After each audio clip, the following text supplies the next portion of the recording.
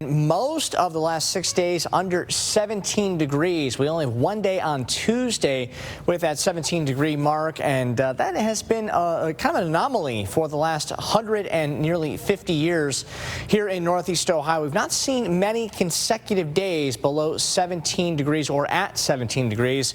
Meteorologist Alan Nosif got a lot of the data for this, and definitely some interesting facts. 2026 from January 24th until today, about 6 days consecutively below 17 degrees or at.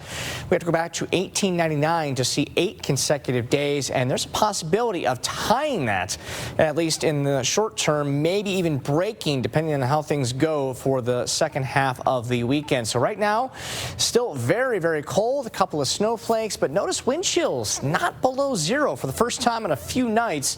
6 degrees here in Cleveland with that air temp of 12, 11 with the wind chill of about 1 in downtown Akron, but still some light snow showers. The lake effect has not died down a lot over the last several days. Still a persistent lake effect event across parts of Lorain, towards Medina, even into parts of Summit County. Very light, not the 1 to 2 inch an hour we've seen with the open water, but still some light snow showers, maybe a trace to about a ½ inch to maybe about an inch in a few locations with some of these lake effect bands, and this will slowly subside as winds begin to calm down a little bit more during the overnight hours. And we're dealing with a little bit more in the way of snow right now, but high pressure beginning to build back in, bringing things a little bit quieter to the second half of this week, and that's actually going to be bad news for temps as you get some calmer winds, some clearer skies, and a fresh snowpack, and numbers start to go down precipitously during the second half of the overnight especially. We're already at 8 degrees in Medina, 7 in Ravenna, 8 in Ashtabula, about 12 in Worcester, 10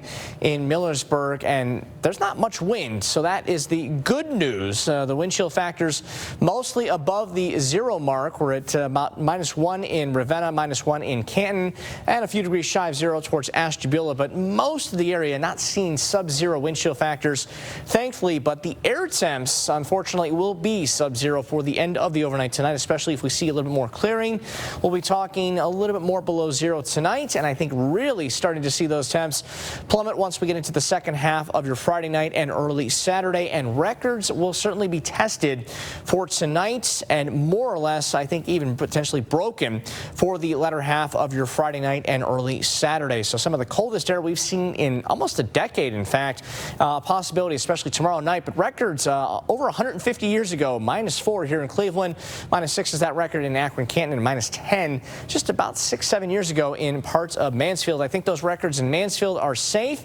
Cleveland could potentially tie them, and also maybe a broken or a tie, a possibility in Akron, Canton. Now tomorrow's records, I think, are a little bit more in jeopardy. -5 in Cleveland to Akron, Canton, -7 in Mansfield, and we're going to be looking at a lot more clearing and calming conditions. So yeah, double-digit readings below zero, certainly a good bet for most locations. I think maybe a touch warmer, but everyone's certainly bitterly cold, and there won't be much of a wind, so wind chills maybe a degree or two colder than that, but certainly just stay inside early Saturday morning. Definitely some wise advice, but thankfully things will start to moderate after that very, very bitterly cold end to this week. We'll start to see those single digits returning above zero by Sunday, Monday, and believe it or not, some teens for those at least overnight lows once we get into the early half of next week. We average about 22, not quite as warm as that, but daytime highs slowly progressing upwards. We'll be back into the teens to round out the week. Depending on how Sunday goes, we might be breaking that record of 17 or below,